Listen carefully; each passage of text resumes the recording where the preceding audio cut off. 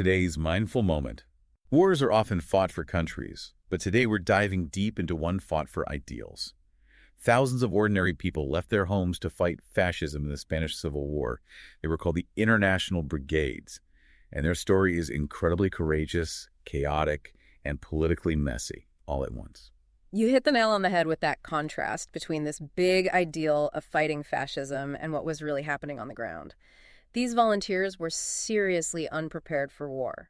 In his book, The International Brigades, Fascism, Freedom, and the Spanish Civil War, Giles Tremlett says that some early brigades were basically loading bullets backward and thought pomegranates were grenades. Wait, pomegranates instead of grenades? That seems Well, ridiculous. it's almost comical, but it really shows the intense passion and urgency driving these volunteers. They were thrown into the thick of it, barely trained with random equipment. Can you imagine a poet from Paris suddenly trying to figure out a tank after just a few weeks of rushed instruction? So to understand all of this, we need to go back to the start of the Spanish Civil War in July 1936. Tremlett really paints a picture of the chaos that broke out in cities like Barcelona. Yeah, and he describes General Godin's arrival in Barcelona as almost surreal, flying in on a seaplane to lead the uprising.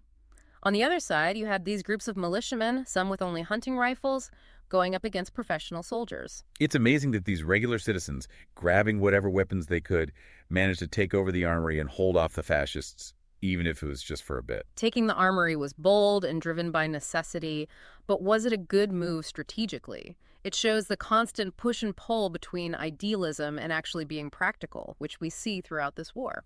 So as this chaotic situation was unfolding, the call for international help went out. Paris became the main spot, drawing in volunteers from all over. But did they all have the same goals? What made these people risk everything and leave their lives? Well, it was a mixed bag. Some were young and idealistic, looking for adventure and a chance to fight for a good cause. Others were tough veterans from past wars or political exiles looking for a new place to fight. A lot were drawn to fighting fascism, seeing it as a danger to democracy and freedom all over Europe. It's easy to romanticize their motivations, but things must have been way more complicated. Were there any volunteers who felt disappointed or questioned why they were there once they actually faced the brutality of war? Absolutely. Tremlett doesn't sugarcoat things. He tells stories of volunteers dealing with fear, disillusionment, and the mental strain of fighting. Some started questioning their ideals when they saw the horrors of war and the ruthless strategies used by both sides. Talking about those realities, Tremlett writes about some key battles, like Jarama in February 1937. He calls it a brutal clash, with huge losses for both sides. Were these early battles important in shaping how the war went? Jarama was a big turning point. It was a bloody stalemate, but it showed how determined both sides were and how brutal the fighting was. It also showed the strategic problems the international brigades faced, often lacking coordination and supplies. It's almost impossible to imagine what those volunteers went through, especially early on. Did their lack of experience and equipment hurt them, or did their passion somehow make up for it? It's complicated. Their passion and willingness to fight were definitely advantages, but their lack of training and the chaotic way things were organized led to losses that could have been avoided. Remember the pomegranates? That kind of disorganization could be disastrous in a battle. And yet, they managed to defend Madrid from Franco's forces in November 1936. How did a group of mostly untrained volunteers hold off a real army? Their defense of Madrid was super brave and determined. They fought street by street, house by house, holding the line against a much stronger enemy. It was a big moment, boosting the Republic's morale and getting more international support.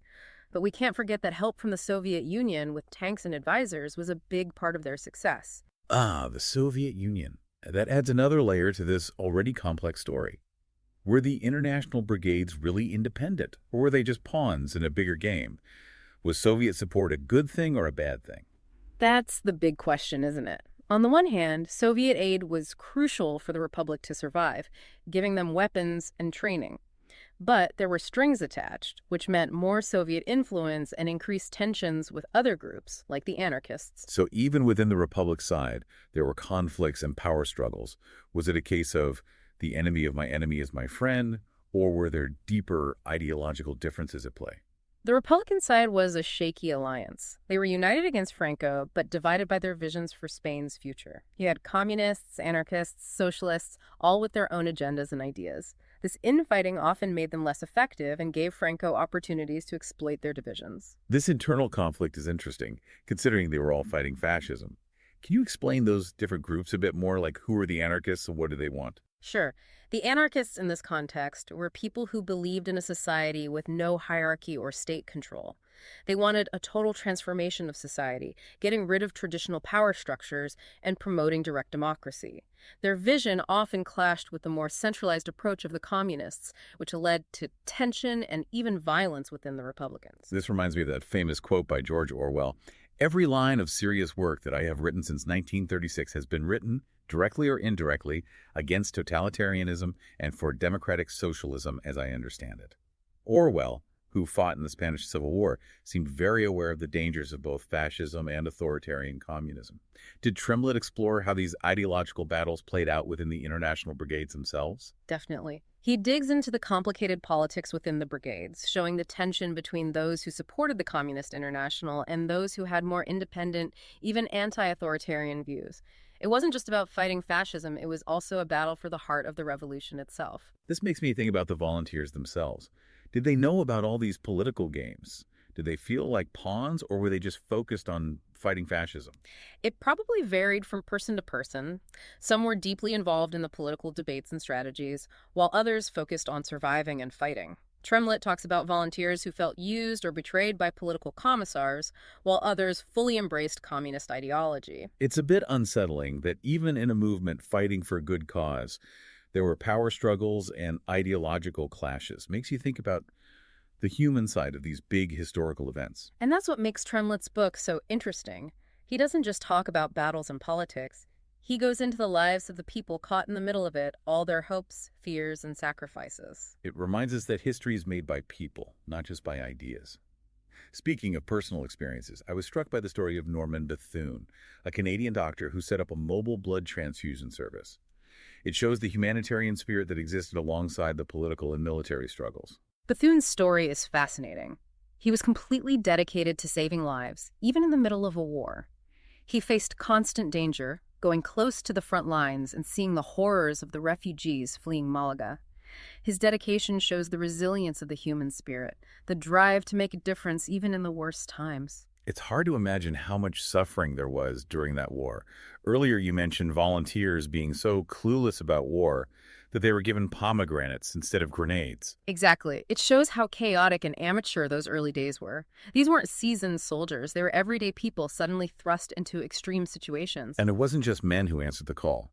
Tremlett mentions Fanny Schoonheit and Mika Echebeher, who defied expectations and fought right alongside the men. Their stories show the many roles women had in the war, from nurses to soldiers to political organizers. They challenged the idea that war is only for men. It's incredible how brave they were, not just to fight in the war, but also to go against what society expected of them. As we're talking about these individual experiences, I think it's important to mention resources for our listeners who might want to learn more about these personal stories.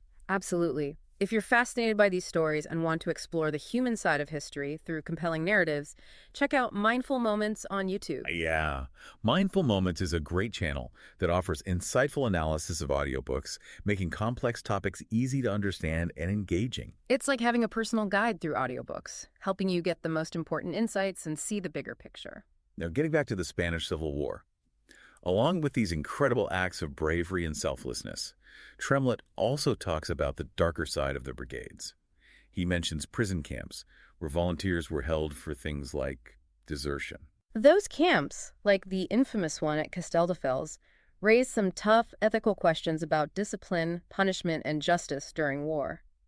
It's a part of the story that people don't always talk about, but we need to recognize the full range of experiences within the brigades. It definitely adds another layer to our understanding of the war. It makes you think about the psychological pressure those volunteers were under, the tough choices they had to make, and what happened because of those choices. War is rarely simple. It's messy and chaotic, testing the limits of human endurance and morality. And even within a movement fighting for freedom, there were instances of injustice and internal conflict.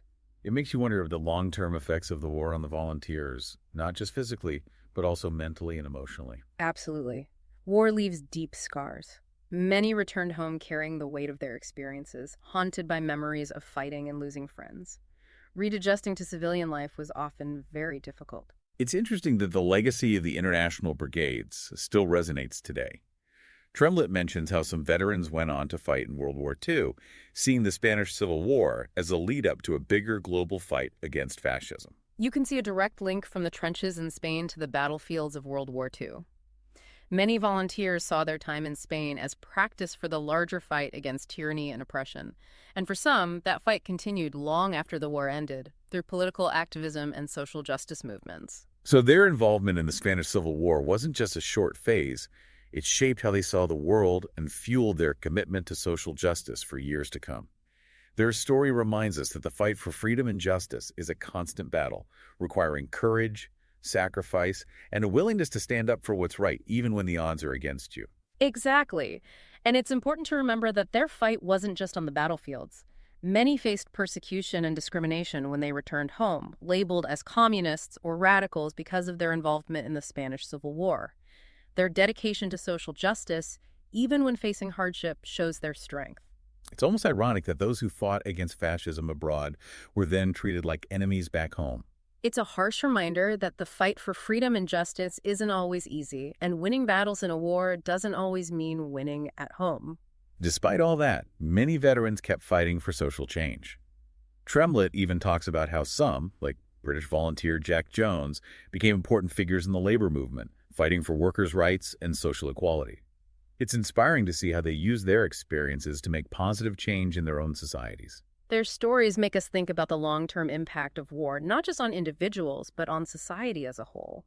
How do we honor those who fought for our values, who risked their lives for a better world? How do we make sure their sacrifices aren't forgotten? That's a good question. And it's not just about remembering the past. It's about learning from it and using those lessons for the challenges we face today. As we deal with the rise of extremist ideologies and the weakening of democratic values in many parts of the world, the story of the International Brigades becomes even more relevant. Definitely. Their story reminds us that the fight against fascism, authoritarianism, and injustice is never really over. It requires us to stay aware, be brave, and stand up for what's right, even when it's hard or unpopular. It's a call to action, isn't it? A reminder that we're all responsible for protecting and defending the values of democracy, freedom, and equality. And it's a reminder that we can find inspiration in the stories of those who came before us, those who fought for a better world, even when the odds were stacked against them. Their legacy lives on, not just in history books, but in the ongoing struggles for social justice and human rights all over the world. Their story shows the power of people coming together to fight for a shared cause. It's a reminder that even when things seem impossible, even in defeat, the human spirit can endure, and the fight for a better world can go on. And as we think about the legacy of the International Brigades, it's important to remember that history isn't just about big stories and generalizations. It's about the individual stories, the personal journeys of those who lived through those times. That's what's so powerful about Tremlett's book. He lets those individuals speak, allowing us to connect with their experiences on a human level. We hear their hopes, their fears, their doubts, their moments of courage and despair. It's through those personal stories that we truly understand how complex war is, what motivates people to fight, and how conflict affects both individuals and societies in the long run. It reminds us that history isn't just facts and dates. It's a living thing made up of countless individual experiences. And it's a story that continues to unfold, with each generation adding its own part to the ongoing narrative of human struggle and resilience. The story of the International Brigades is just one chapter in that larger story, but it's a chapter that still speaks to us today, offering lessons and insights that are as relevant now as they were then. It's a story that reminds us that the fight for a better world is never truly over, and that we all have a part to play in shaping the future. And as we finish our deep dive into this incredible chapter of history, we encourage you to keep exploring these themes, delve deeper into the individual stories, and think about what we can learn from the past and how we can apply those lessons to the challenges we face today. And for those of you who want to continue exploring and discovering, we highly recommend checking out The International Brigades by Giles Tremlett. It's a thoroughly researched and beautifully written book that will take you right into the heart of this important historical moment. You'll find the link to buy the book in our show notes. And as we mentioned earlier, if you're looking for a way to explore the world of audiobooks and get new perspectives on a variety of topics, make sure to check out Mindful Moments on YouTube. Their insightful analysis and engaging presentation will help you uncover the hidden gems within the world of literature. And don't forget to subscribe to The Deep Dive and share this episode with your friends who love history and learning new things.